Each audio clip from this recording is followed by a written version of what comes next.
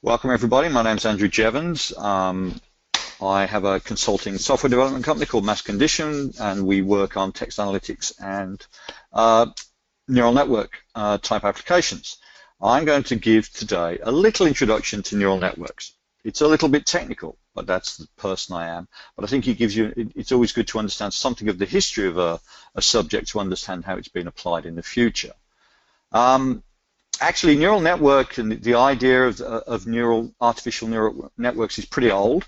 It started off in 1943 with this paper, A Logical Calculus of the Ideas Immanent in Nervous Activity. I think that's a wonderful name for a paper.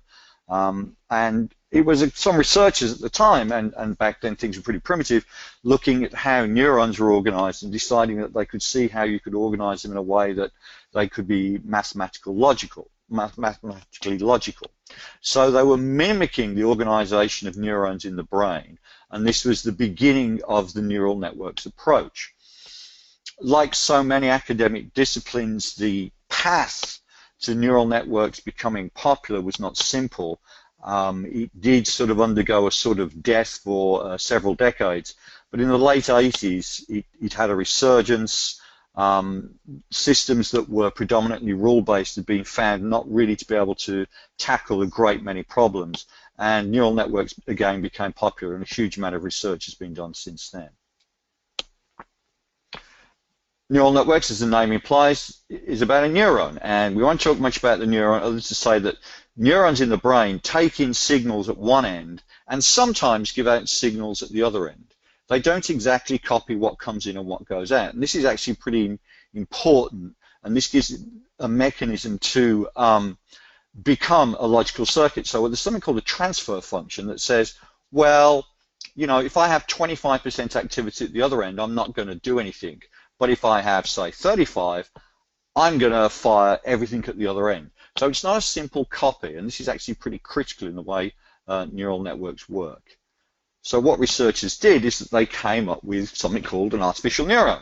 And as the previous speaker mentioned, Parry, we have these inputs, data comes into it. We have these things called weights here, which is sort of a multiplication factor of the input. We have this mechanism in the middle here, we say activation function, transfer function, that looks at all this input data and has a way of saying, well, I'm going to give a certain output based on this data. But it's not a copy of it, it's a set of transformations of the data. And this is what artificial neural networks comprise on, a whole load of computer modules that simulate actual neurons in the form of an artificial neuron. So it's a copy of a physical neuron, but it's much simplified. There's lots of aspects of the way nerves work that were and are hard to simulate. You know, we have 100 billion neurons.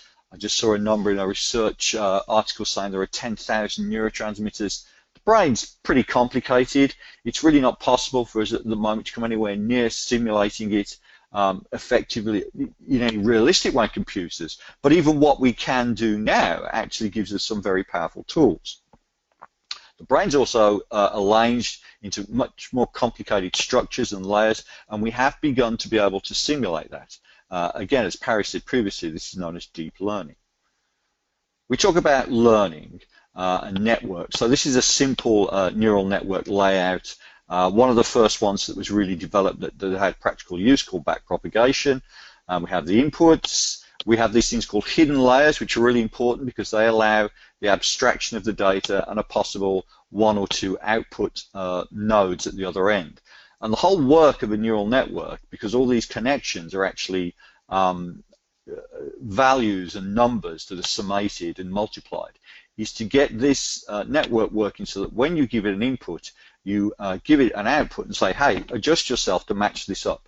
And that's called supervised learning, and that's the critical part of neural networks, the way that you train or teach them to learn. Two types of training, supervised and unsupervised. Supervised, again, as Parry previously said, and I said before, we adjust the weights to mean that when you give a certain input, you get a certain output. So this is where you might know purchasing behavior, or the percentage of people that are purchasing a certain product, and you can say to people, you can say to the network, well, look, given these sorts of input factors, these sorts of values, I know that I get a 58% purchase rate or an approval rating of this or whatever it is, and you adjust the network to refresh those values that you know about, and then you test them on a set of values it's never seen, and this is the way you work out that the network's working properly. So supervised learning implies that you have a training data set where you set the network up and a testing data set, and how well it performs on the test data set is how well your neural network model is really working.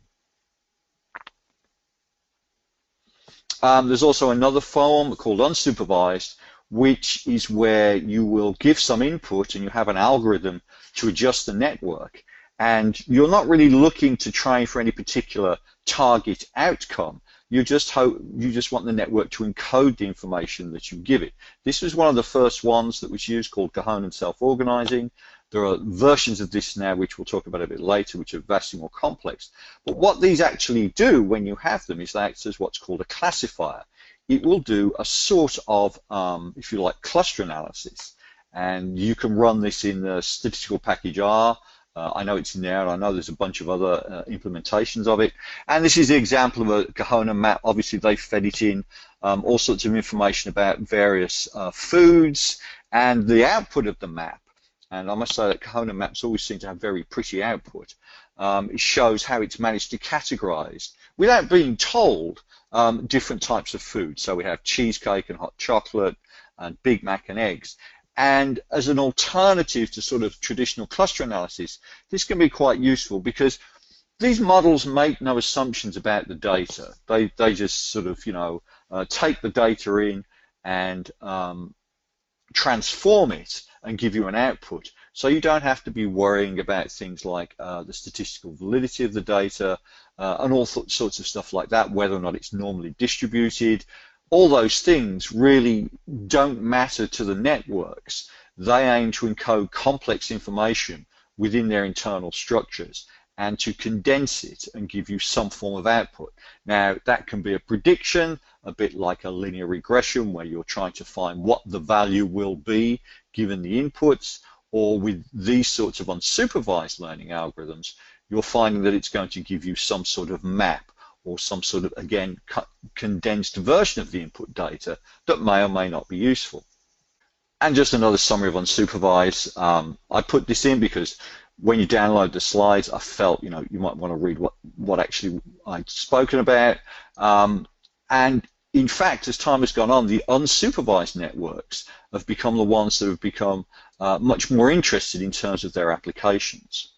There's been quite a lot of challenges with artificial neural networks over the years, and one of the things is it's lots of arithmetic. And when artificial neural networks started off, we really didn't have particularly fast or particularly effective machines.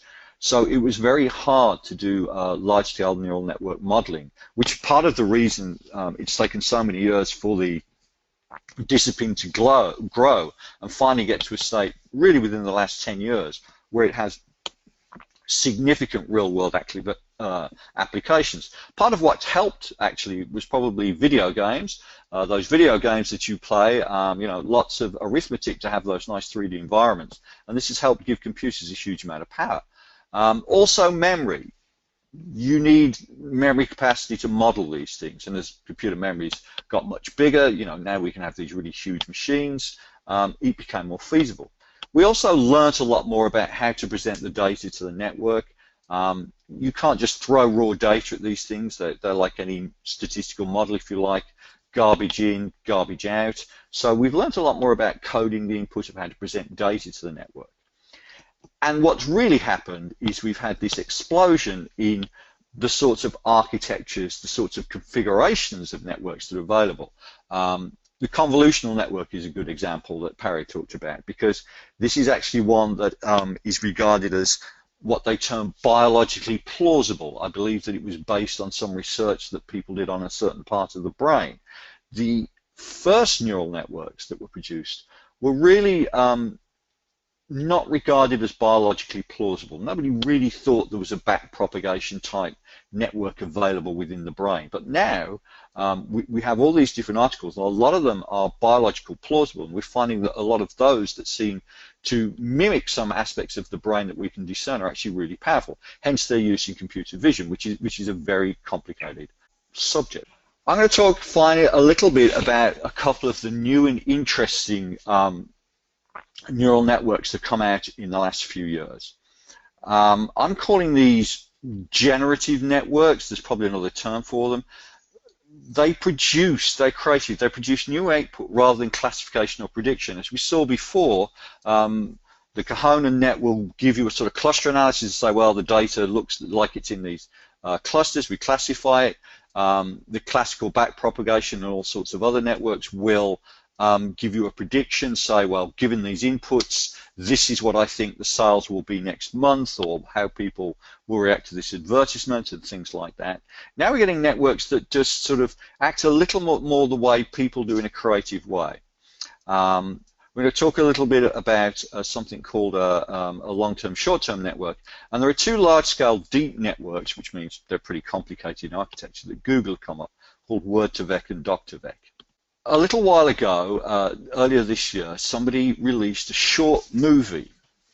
And this movie was actually produced by an artificial neural network called a long-term, short-term memory. Interesting because it's using concepts that we know exist in cognitive psychology. And it was trained on scripts of sci-fi movies and TV shows off the internet. There is a link there. I really recommend you go to this link and read this article and watch this movie because it's truly disturbing. It's a short movie, and it is supposed to be a science fiction movie written and interpreted by directors. And while you can see that it really wasn't written by a human, there are parts of it that really just feel otherworldly. This neural network, when the author of the article was talking to it, came up with its own name, Benjamin, so it's called Benjamin. And it's biologically plausible. It uses, constructs from cognitive psychology, long-term, short-term memory, to create something. It created a script. It's a strange, random script, but then again, you can see elements within the movie that are very familiar. So it wasn't just copying its input. The second ones, which I think are even more interesting, have come up from Google, Word2Vec and Doc2Vec. They take a word or a document, and you train this network with a lot of examples of text. This could be open ends, it could be social media comments, it could be anything. And it'll come out with a list of numbers identifying that word. And the interesting thing about this, it's usually about 300 or so, is that this vector, this list of numbers, is fixed length. And this means you can do some interesting things and you can compare them. So Word2Vec can do things like showing the odd one out. You can say, okay, cat, dog, dolphin, chair with a suitable data set.